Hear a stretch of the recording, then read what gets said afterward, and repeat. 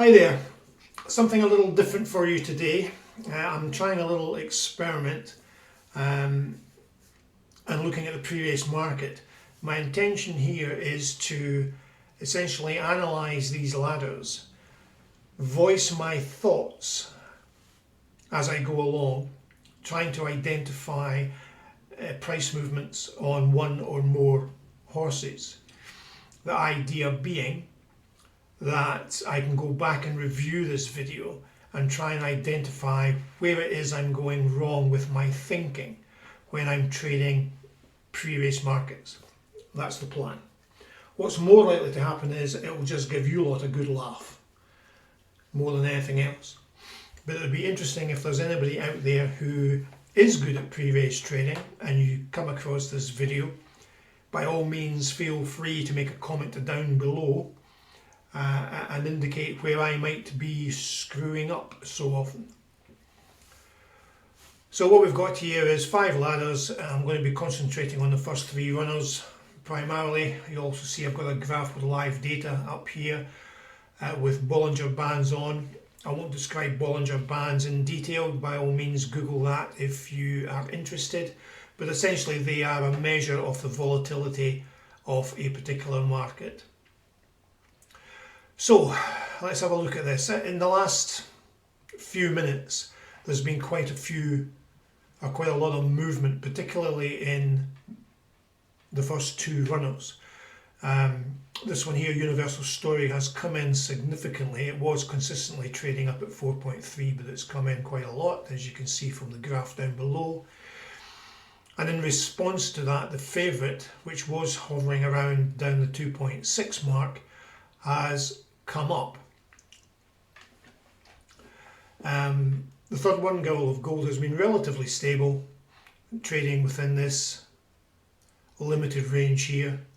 And it's only recently that Bruce Banner has started to drift as well. So what am I thinking? Well, my main interest is these 2 runners here. This one here has obviously come in a bit, so I'm expecting it to start to bounce back up again. But if you look at either side of the market, there's still a fair amount of money on both sides, which is sort of balancing it up. So I'm not sure if there's going to be a major push on this one.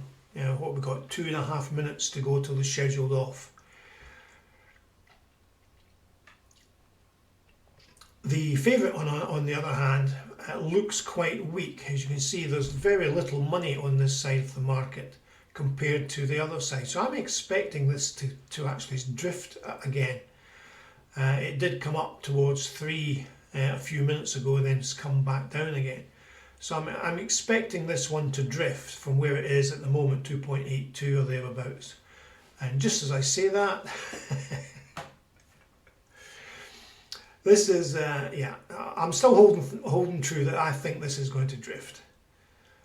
But you see here, the second favourite is the one that's actually starting to drift, and the third favourite is the one that's coming in. So if that's coming in fairly strongly, we can start to see the favourite bouncing back out again. Okay. So that's all well and good. Of course, me just saying that didn't encourage me to actually jump on anything. Still really unsure about what's happening.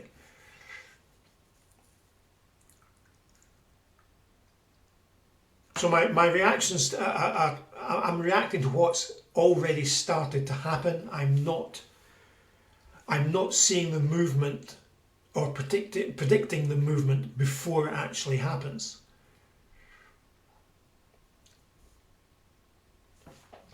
Now, if this money was to start to fill in, I'd expect it to come back down again, because I don't think this is going to go above 3 very much.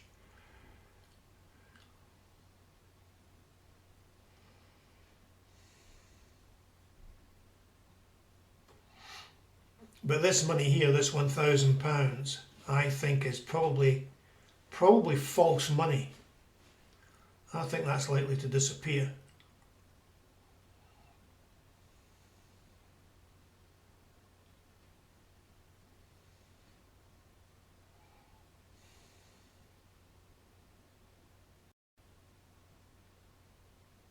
One of the things that may be worth doing is I have my refresh rate set to 0.2 seconds. It may be worthwhile increasing that to essentially filter out some of the noise that's on each runner, making it easier to detect, perhaps making it easier to detect the underlying movement. But we're now, also, I didn't get involved in there, but the problem with it is I saw the movements happening, but it was after the movement started. Did I have enough time to jump on? Possibly.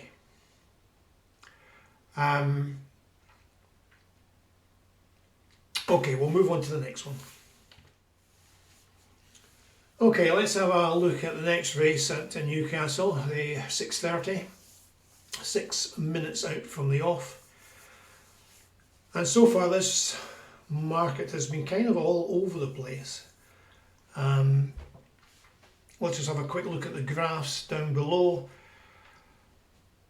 For the most part, the favourite has been trading between 2.5 and 2.75.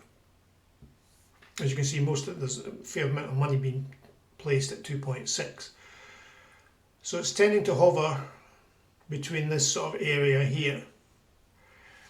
Again, looking at it at this time out, 5 minutes out, it looks weak to me. Hardly any money on the backside, a reasonable amount of money on the lay side. So to me, it looks weak at the moment. The second favourite, it's come in a fair bit, albeit there's been little money to make that move possible. So it's really been stuck at 5 and above, 5 to 6, with it predominantly hovering around the 5.5 mark where most of the money has been. But again, the money on either side of the market, to me, it could go any way.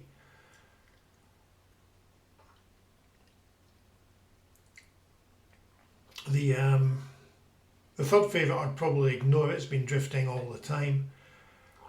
Second favourite's been coming in a little bit, and this one has come in fairly steadily in the last 2 or 3 minutes. Now, given that there's 6,000 on this runner compared to 30,000 on the favourite, is that movement enough to drive that up the way? Don't know. Not experienced enough to tell you. I'm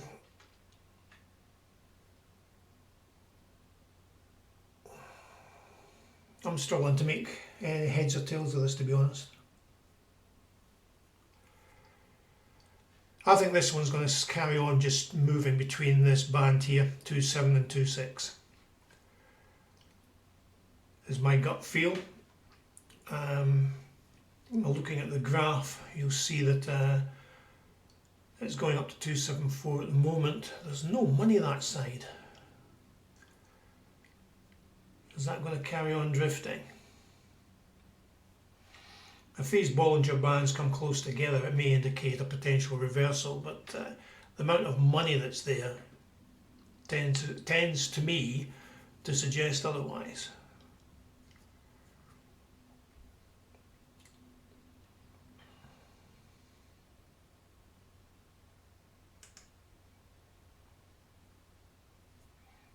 I think this is going to carry on going up.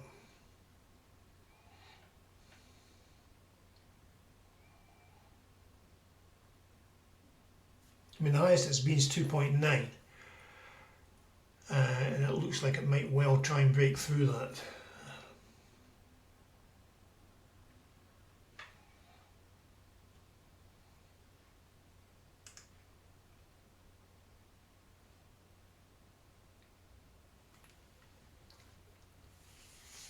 I mean, just looking at this, I'm struggling to ascertain an opening position. I'm seeing movements after it's started. I'm not seeing the potential of a movement before it starts. That's what I'm struggling with. And once, of course, the movement starts, it can be too late to jump on it. You see there, this one's suddenly coming in, having thought it would break through the 2.9, and it hasn't. And it's bounced right back down again. So when the Bollinger Bands become quite narrow, it may signal a reversal. And you see there, it's broken all the way through. It's still coming down. I'm still expecting this to reverse.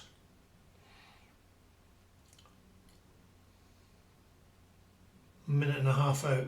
Right, the Bollinger Band. Right, okay. Let's stick a bet in there and see how many ticks we get if we get anything.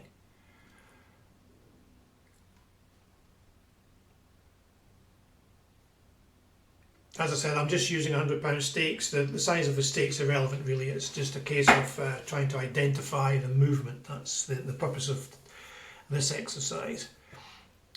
Okay, so we're getting a little bit of movement up there. So we've got 1, 2, 3, 4 ticks, 5 ticks. Keeping an eye on the graph at the right hand side for any indication of a potential reversal. And there it is, I think. Let's just come out of that. Okay. I mean that's 30 seconds to go. That would be where I would stop. I'm in simulation mode, so I don't have the pressure of doing things for real, although I have the distraction of me narrating this for the purposes of this video, which is a distraction in itself, which is why I tend to do my videos in simulation mode. But even doing that, I found really quite intensive. But I'm happy I got that direction right. I was convinced there was going to be a bounce back from that runner. Although having said that, I missed perhaps 2 or 3 other strong movements whilst rambling on. Okay, let's move on to the next one. Okay, let's have a look at this race at Newcastle. I'm going to make this the last one. I'm not sitting around all evening for all the Newcastle races, but I think you probably get the gist of what I'm trying to do here anyway. So first port of call, just look at the graphs as usual. The one that really stands out to me at the moment is the second favourite, Miyakoda. It's desperately trying to fall below 6, and if it does so, I think the price will collapse fairly quickly. There's not a huge amount of money on the backside, but similarly, there's not a huge amount of money on the lay side either holding it up. So I'm thinking that's going to come in. If it does, the favourite and/or profit will drift. So you can see it's starting to come in now. I was a bit too slow, too busy talking to actually jump on it. Arguably, I'm still a wee bit too far out. There's no money on that side, but there's very little money on this side either. So a big amount may force it one way or the other.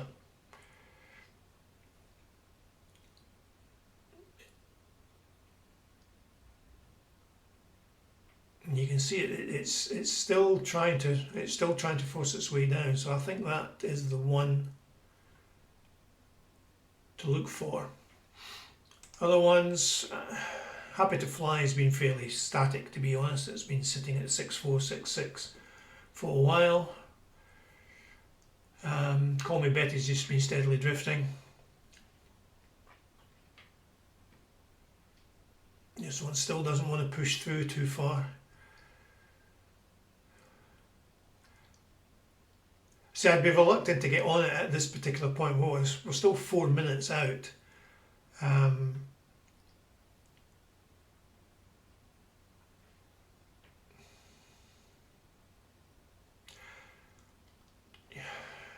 I mean, looking at the graph on the favourite, it's been fairly static as well, hovering around 4.6. It feels to me that that one wants to drift.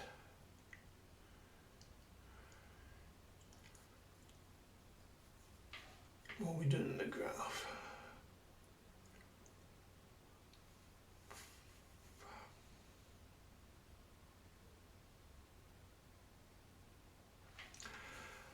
Yeah, I'm not sure about any of these, to be perfectly honest.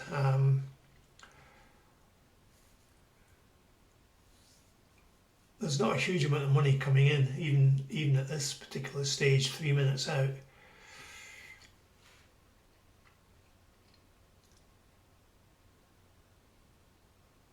I do feel that the favourite's wanting to drift, though. I think it's weak.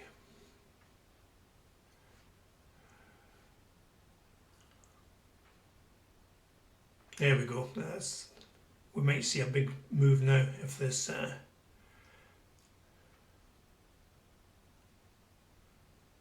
So that was a jump down of what, 3 ticks or so.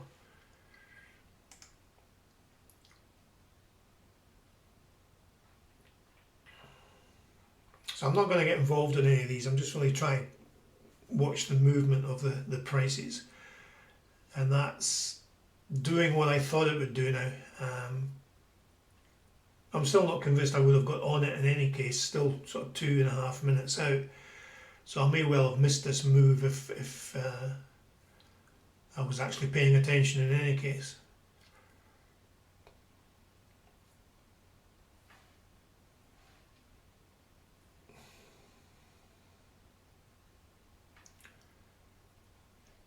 So now the favourite's coming in, so I'm expecting this one to bounce back up if it carries on moving down.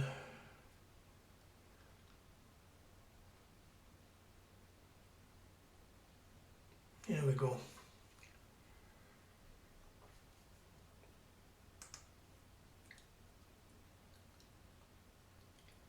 So I'm seeing the moves, but it's... Am I seeing them too late?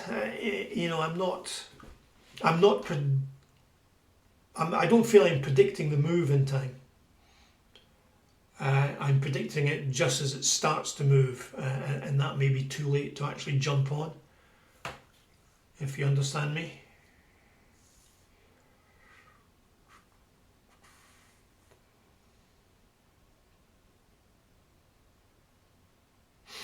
Right, I don't think Mayakoda is going to fall down below 6, again. I think that drift may well be people getting out of their positions, given that people have got positions from all the way down here. And having said that, it drops below 6. Dear. So I got that one wrong, certainly. I'm surprised by that. Okay, well 30 seconds out, so I'd be looking at getting out on any position that I had open on this one. So we'll wrap that up. The question is, has that been a useful exercise? Have I learned anything?